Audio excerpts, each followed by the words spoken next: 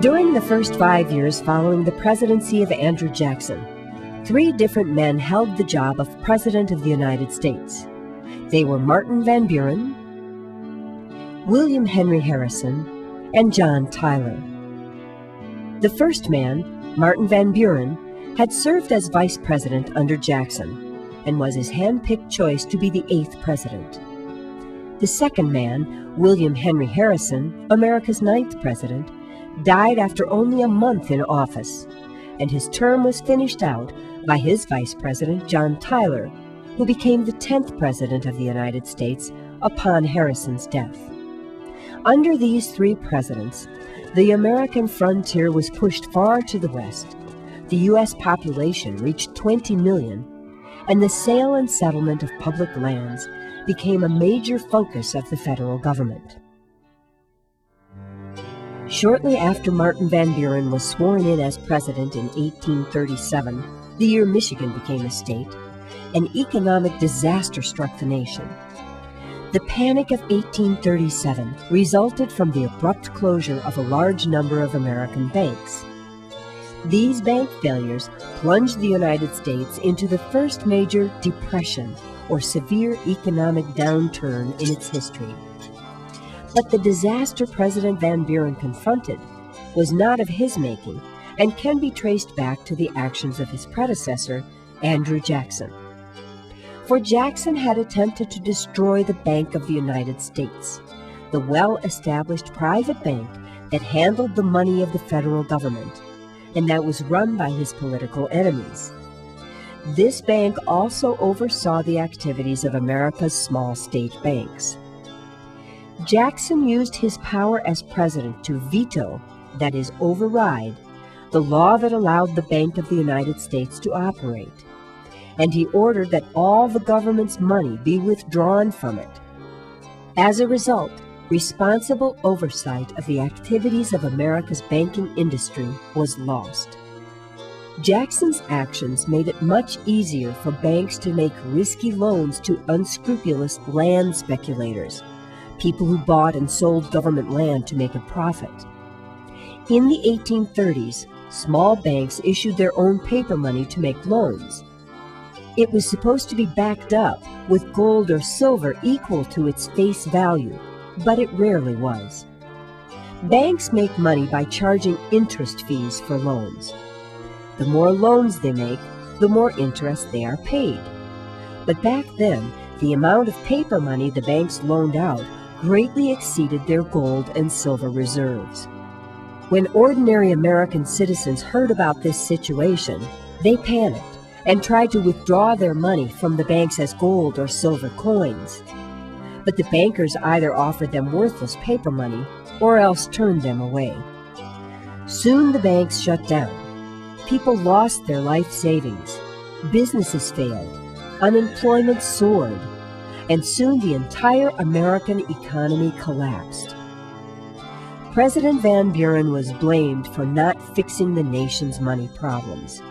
And in the election of 1840, Van Buren, a Democrat, was defeated in a landslide by William Henry Harrison, a member of the Whig Party, a political party originally formed to oppose Andrew Jackson.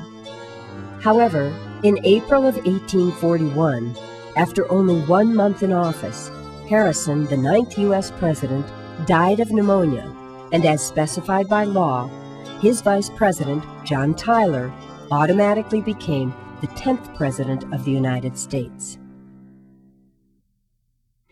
The year John Tyler took over as president, 1841, Congress passed a law called the Pre-Emption Act that had a very powerful effect upon opening up the American West to settlement.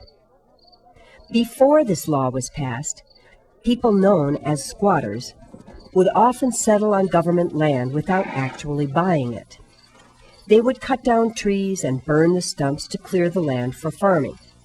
Then they would build a cabin and move in with their belongings, even though they didn't really own the land. Squatters were quite commonplace back in the early 1840s, but so were the land speculators called claim jumpers. Claim jumpers would team up with lawyers and take the squatters' land away from them and resell it for big profits. In that way, the claim jumpers could get rich from all the work the squatters had put into the land and buildings.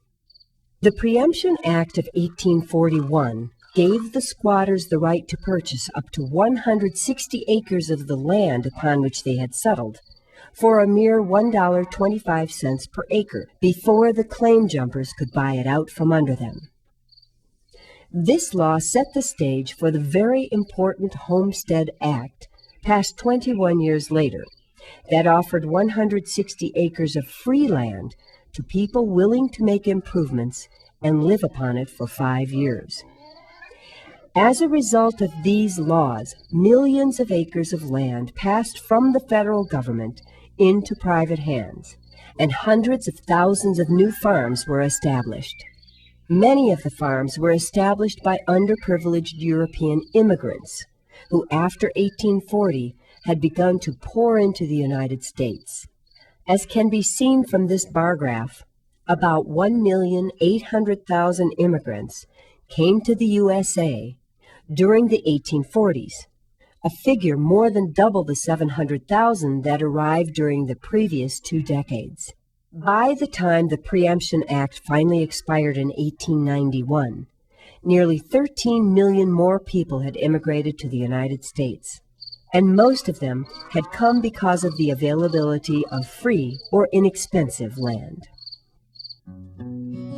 In 1841, as the first big surge of new immigrants from Europe began to arrive on America's East Coast, far away on the West Coast, the first group of American pioneers reached California by covered wagon. Back then, California, like Texas, was still part of Mexico. The Mexican government had started to break up the vast lands of the old Spanish missions and open them up for settlement. In many cases, the mission buildings were sold off and their churches were abandoned. At that time, California's Russian fur trading and farming colony of Fort Ross, founded back in 1812, had pretty much been abandoned.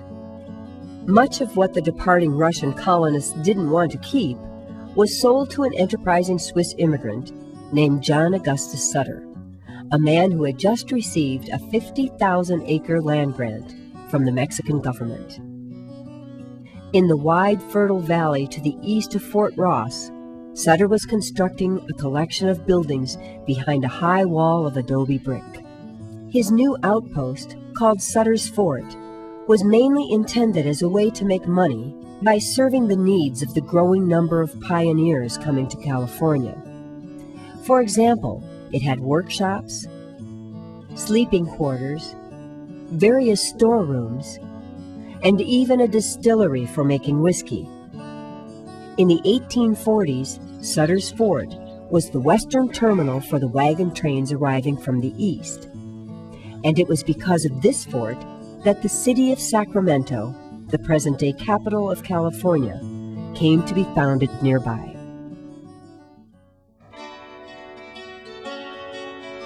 In 1843, the third year of John Tyler's presidency, the land directly north of Mexican California was called the Oregon Country. This was a vast, sparsely populated region that stretched from the Rocky Mountains to the Pacific Ocean and extended as far as the southern border of Russian Alaska. At that time, the Oregon Country was still under the joint control of Great Britain and the United States. Back then, Britain dominated the region and maintained a huge fur trading outpost there called Fort Vancouver on the banks of the Columbia River. Their outpost, which was regularly visited by trading ships, was operated by the powerful Hudson's Bay Company of London.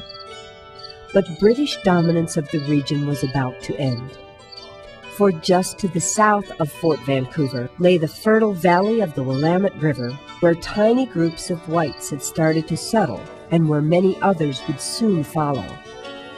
1843 was the year an American missionary led a great migration of 1,000 pioneers in a wagon train west from Independence, Missouri, to the Oregon Country, along what came to be called the Oregon Trail.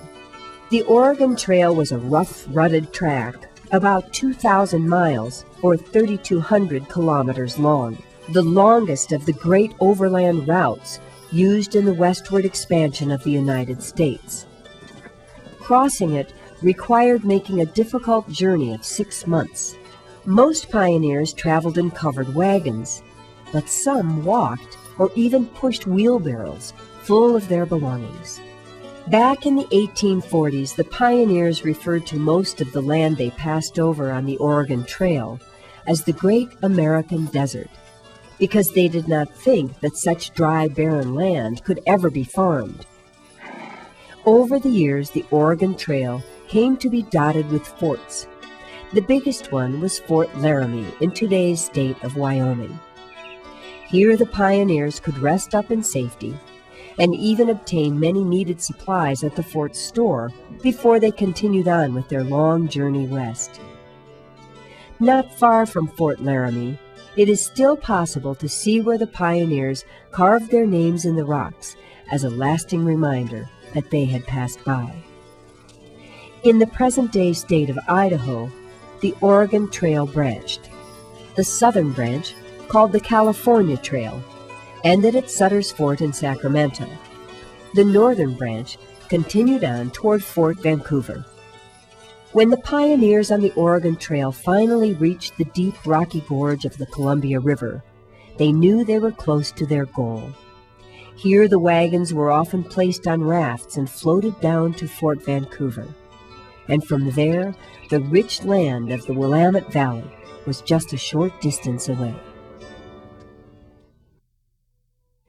The very first pioneers that crossed the Oregon Trail ended up settling on land that did not belong to the United States. In fact, when John Tyler's presidency came to a close in early 1845, the nation was quite a bit smaller than it is today. Up north, it ended at the Oregon Country, and down south, along the border of the Republic of Texas. Americans wanted the vast land that lay to the west, and later that year, a writer coined the term manifest destiny to explain why. The concept of manifest destiny was based on 3 beliefs. First, that the nation needed more land for its rapidly growing population. Second, that Americans could bring economic growth and democracy to places where they had never existed before. And third, that American territorial expansion was blessed by God because it was morally right. Just before the term manifest destiny was first used, a new U.S. president, James K. Polk, was inaugurated. And amazingly, between that time in 1845 and when his term in office ended in 1849, the American nation had reached the shores of the Pacific Ocean. True or false? The Panic of 1837 resulted from increased taxation. True or false? William H. Harrison was president for only a month. True or false? Most American paper money became worthless in the 1830s. True or false? When John Tyler was president, California belonged to Spain. True or false? The Preemption Act was intended to promote land speculation.